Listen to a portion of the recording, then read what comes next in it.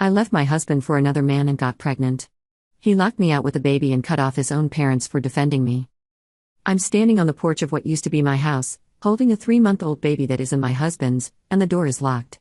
It's 11:17 p.m., and I can see Ryan through the living room window. He's sitting on the couch, headphones on, staring at his laptop like I don't exist. I've been knocking for 7 minutes. My phone is ringing. It's his parents. Again. I'm not answering because 2 hours ago they begged him to take me back and he told them if they ever contact him again, he's done with them forever. He meant it. This is Sarah Mitchell. I'm 29 years old. And 6 months ago I left my husband of 6 years for a co-worker named David who promised me everything Ryan couldn't give me. Excitement. Passion. A fresh start. 3 months ago David disappeared when I told him I was pregnant. And tonight I came back to Ryan with another man's baby, asking for a second chance. His parents defended me. So he cut them off. Completely. And now the door is locked and I have nowhere to go. Let me tell you how I got here. Ryan and I met in college. Married at 23. He was stable. Reliable. Kind. He had a good job in IT. We had a nice house. We had plans. Kids eventually. Maybe a dog. The life everyone says you're supposed to want. But somewhere around year 5, I started feeling invisible. Ryan worked long hours. Came home tired. We'd eat dinner in silence. Watch TV. Go to bed. Repeat. He wasn't neglectful. He wasn't mean. He was just there. And I wanted more. I told myself I deserved to feel alive again. To feel wanted. To feel special. That's when David started at my company. Sales department. Confident. Charming. The kind of guy who makes you feel like you're the only person in the room. He'd stop by my desk. Make jokes. Ask about my day. Actually listen to my answers. It started innocent. Coffee in the break room. Lunch in the cafeteria. Then lunch off-site. Then drinks after work. Then texts that had nothing to do with work. Thinking about you. You look beautiful today. Your husband's an idiot if he doesn't see what he has. I knew it was wrong. I knew I should stop. But it felt so good to be wanted like that. To have someone pursue me. To feel alive. Ryan didn't notice. Or maybe he did and didn't say anything. Either way, I told myself it was his fault. If he'd paid more attention, I wouldn't need this. 3 months into the affair, David and I slept together. His apartment. After a work happy hour. I told Ryan I was staying at my friend Michelle's place. It happened again. And again. And again. I was living 2 lives. Wife Sarah who made dinner and watched Netflix with Ryan. And other Sarah who snuck around with David and felt electric every time he touched me. My friends knew something was off. Michelle asked me point blank if I was cheating. I lied. Said everything was fine. She didn't believe me but she didn't push. 6 months into the affair, David told me he loved me. That I should leave Ryan. That we could build something real together. That I deserved to be happy. I believed him. Because I wanted to believe him. Because the affair wasn't enough anymore. I wanted the whole thing. The relationship. The future. Everything. I told Ryan on a Tuesday night. March 14th. We were sitting on the couch. He was on his laptop. Working from home like always. I'm leaving you. He looked up. Confused. What? I'm leaving you. I'm in love with someone else. I want a divorce. I expected anger. Yelling. Something. He just stared at me. Then he closed his laptop. Who? David. From my work. How long? 6 months. He nodded slowly. So when you said you were at Michelle's all those nights? I was with him. Ryan stood up. Walked to the bedroom. Came back with a blanket and pillow. Set them on the couch. I'll sleep here tonight. You can have the bedroom. Tomorrow you can pack your things. That was it. No screaming. No begging. Just acceptance. It almost made it worse. I moved out that weekend. David helped me move into his apartment. Ryan didn't fight the divorce. Didn't ask for anything. Just signed the papers and split everything 50-50. The whole thing was done in 3 months. My parents were devastated. Said I was making the biggest mistake of my life. I told them they didn't understand. That I was finally choosing myself. That I was going to be happy. Ryan's parents called me. Begged me to reconsider. Said Ryan was destroyed. That he loved me. That I was throwing away something real for something temporary. I told them I'd made my choice. That Ryan would be fine. That we both deserved to be with people who made us happy. They hung up crying. The first month with David was perfect. We'd stay up all night talking. Have sex like teenagers. Go on dates. Do all the things Ryan and I had stopped doing. I felt alive. I felt wanted. I felt like I'd made the right choice. Month 2, cracks started showing. David got jealous when I talked to male coworkers. Checked my phone while I was in the shower. Asked where I was if I didn't text back within 10 minutes. I told myself it was just passion. That he cared so much he couldn't help it. That it was different from Ryan's indifference. Month 3, I missed my period. Took 3 tests. All positive. I was pregnant. I was terrified but also hopeful. This could be our fresh start. A baby. A family. Everything I'd wanted. I told David that night. Made his favorite dinner. Had the positive test in a little gift box. He stared at the test. You're keeping it? Of course I'm keeping it. This is our baby. Sarah, I don't know if I'm ready for this. We'll figure it out together. I never said I wanted kids. You said you loved me? You said we'd build a life together. Yeah, but I didn't mean right now. That's when things changed. David got distant. Started working late. Stopped coming home some nights. Said he was staying with friends.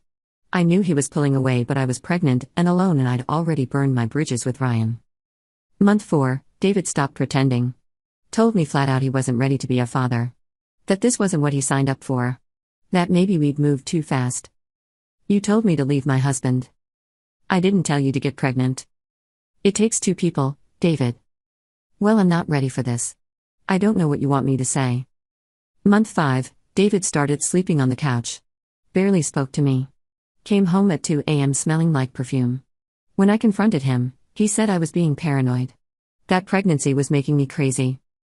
Month 6, David moved out. Said he needed space. That he'd be back. That he just needed time to process. He never came back.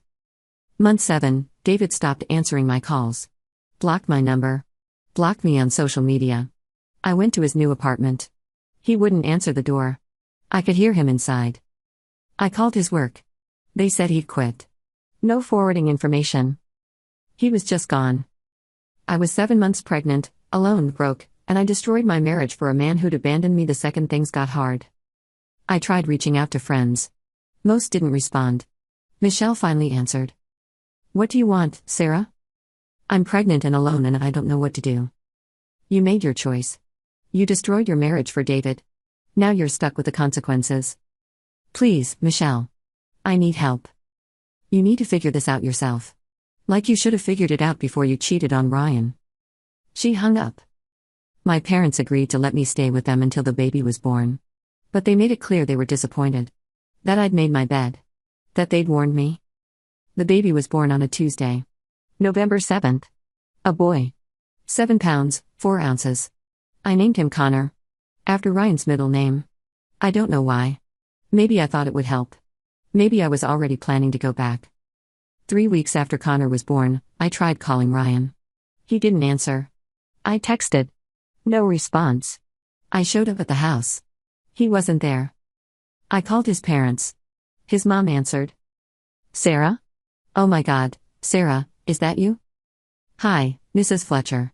I know you probably don't want to hear from me, but... Are you okay? We heard you had the baby. Congratulations. Thank you. I was hoping. Is Ryan there? Silence. Mrs. Fletcher? He's dating someone. Her name is Emma. She's very sweet. My stomach dropped. Oh. But he's not happy, Sarah. We can tell. He still loves you. If you came back, if you apologized, I think he'd forgive you. You really think so? I know so. A mother knows these things. Come to the house this Sunday. For dinner. We'll talk to him together. Thank you. Thank you so much. That Sunday I drove to the Fletcher's house with Connor in the car seat. 3 months old. David's son. The permanent reminder of my betrayal. Mrs. Fletcher answered the door. Hugged me. Cooed over the baby. Mr. Fletcher was awkward but kind. They'd always liked me. Ryan arrived 20 minutes later. Saw me sitting on the couch holding Connor. His face went completely blank. What is this? His mom stood up. Ryan, sweetie, Sarah came to talk. We think you two should. No.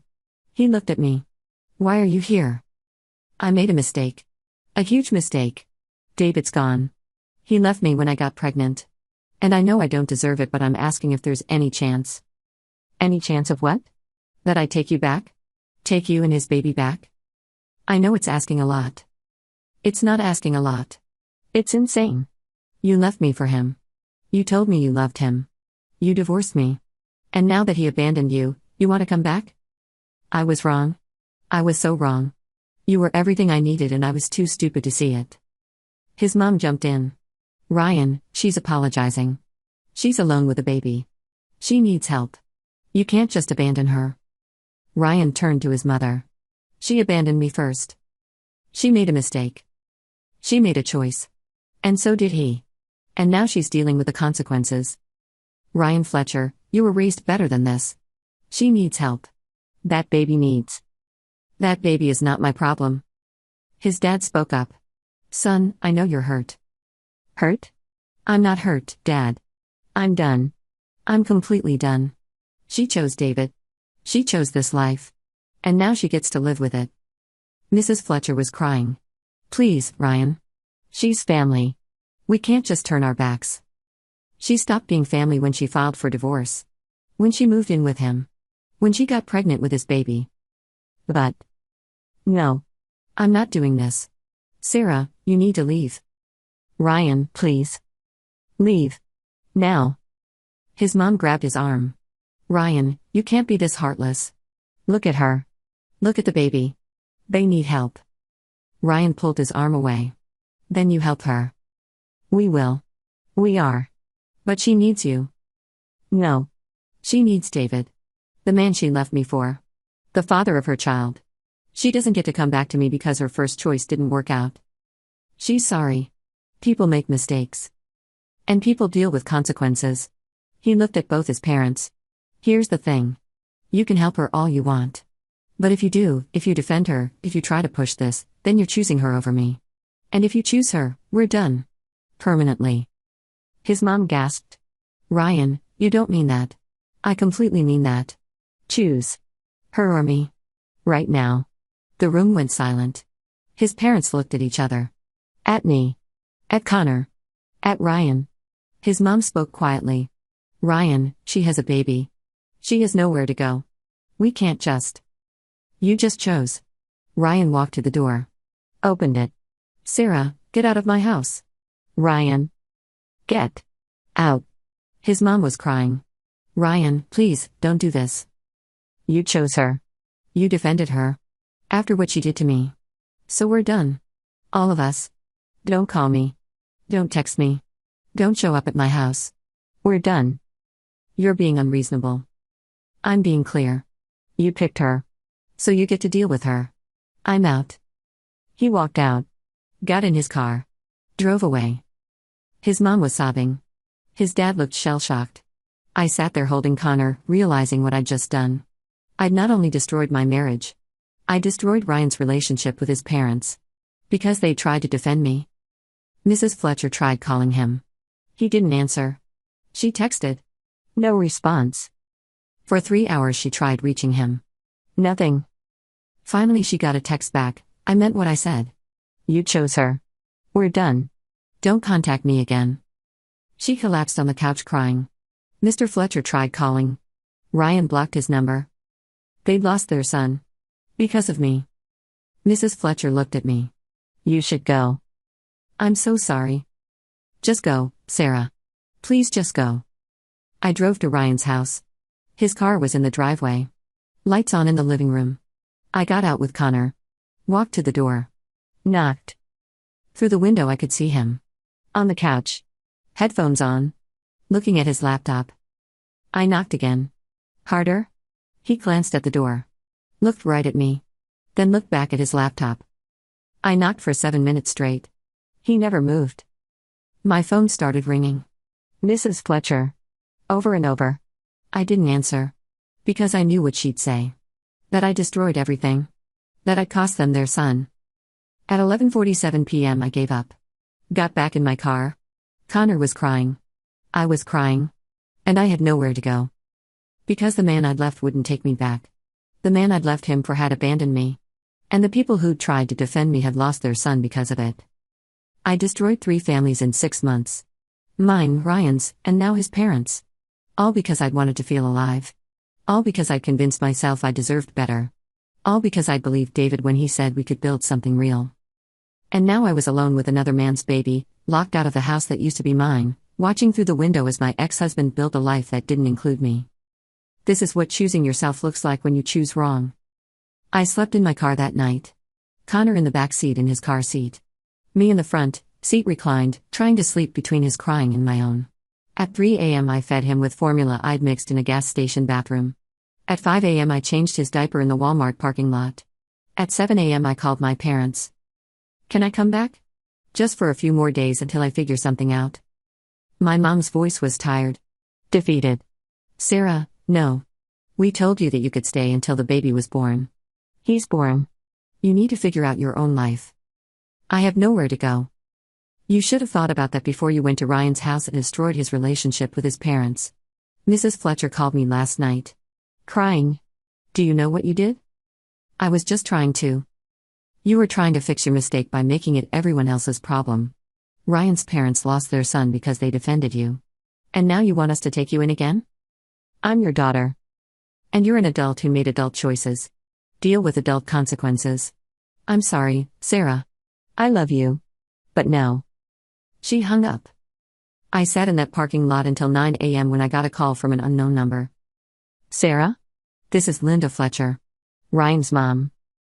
Mrs. Fletcher, I'm so sorry about last night. I need you to stop calling Ryan. Stop going to his house. Stop trying to contact him. I just thought if I could talk to him. You cost me my son, Sarah. My only son. He blocked both of us. Won't answer calls. Won't respond to texts. His father drove to his house this morning. Ryan wouldn't answer the door. We lost him because we tried to help you. I didn't mean for that to happen. But it did happen. And now I need you to leave him alone. Leave us alone. We can't help you anymore. We can't afford to lose him permanently. But you said he still loved me? I was wrong. Or maybe I was right and you killed whatever was left. Either way, it's over. Stop trying. Stop showing up. Stop dragging us into your mess. She hung up. That's when it really hit me. Ryan wasn't coming back. His parents weren't going to help. My parents had cut me off. My friends were gone. David was gone. I was completely alone. I'd been staying at a cheap motel for 3 days when social services showed up. Someone had called about a woman living in a car with a newborn. They took Connor for a wellness check. Asked me a lot of questions about my living situation. My income. My support system. I had no living situation. No income. No support system. They gave me resources. Shelters.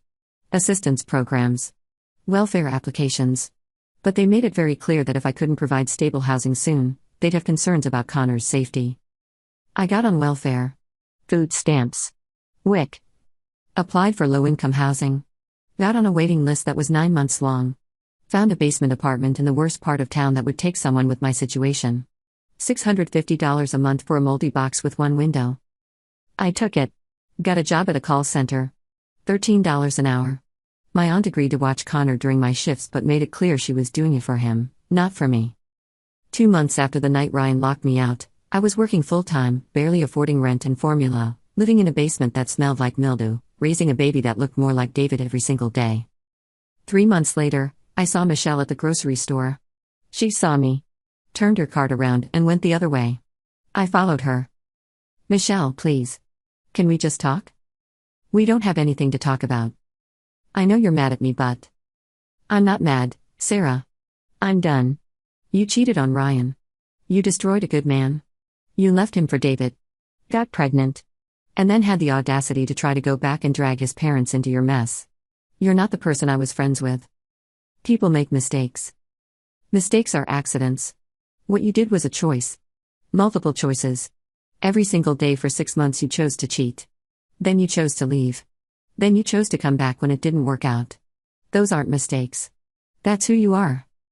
Please, I'm so alone. Then you shouldn't have burned every bridge you had. She walked away. I stood there in the cereal aisle holding Connor, crying, while people stared. 4 months later, I tried reaching out to Ryan one more time.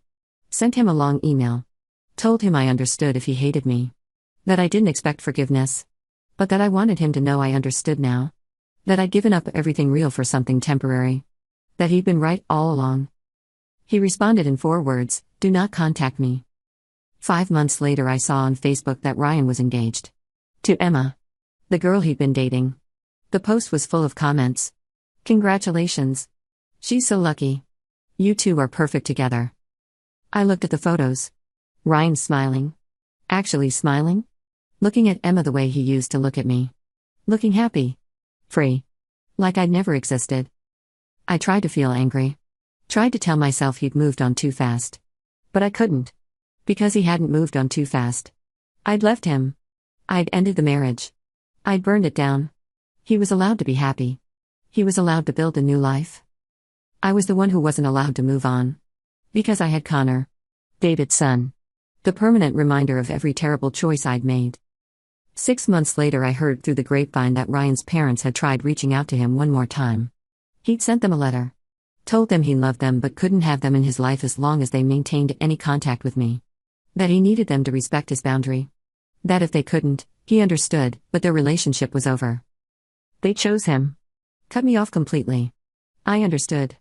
Of course they chose their son. But it still hurt. 7 months later, David's mother contacted me. Said she'd heard about Connor. That David had told them he had a son but that the mother was unstable and wouldn't let him be involved. I laughed. Actually laughed. Is that what he told you? Well, isn't it true? David disappeared when I was 7 months pregnant. Blocked my number. Quit his job. I haven't heard from him in over a year. He abandoned his son before he was even born. That doesn't sound like David. It is David. But if you want to believe his version, go ahead. Connor and I don't need anything from your family. She tried to argue but I hung up. David's family didn't reach out again. Not even a Christmas card. Not even a birthday card for Connor. Their own grandson didn't exist to them. 8 months later, I ran into Ryan and Emma at Target. They were looking at furniture. Laughing. Holding hands. I watched them for 5 minutes from behind a display of cleaning supplies. They looked at dining room tables. Emma said something that made Ryan laugh. Really laugh. He kissed her forehead. They moved on to looking at area rugs. They looked so normal. So happy. So completely in love. I looked down at Connor in the cart. 10 months old. Fussy. Teething. Looking more like David every day. A permanent reminder of what I'd traded Ryan for. I left before they saw me. 9 months later, Ryan got married. I saw the photos on Facebook. Beautiful ceremony. Emma in a white dress. Ryan in a suit. His parents were there. Both of them. Crying happy tears. Hugging Emma. Hugging Ryan. Back in his life. Because they'd chosen him. Given up on me. And earned him back. I wasn't invited. Obviously. But seeing those photos hurt more than the engagement had. Because they showed me exactly what I'd lost. A man who loved me. A family who would have been there. A life that was stable and good and real. I traded all of that for passion. For excitement.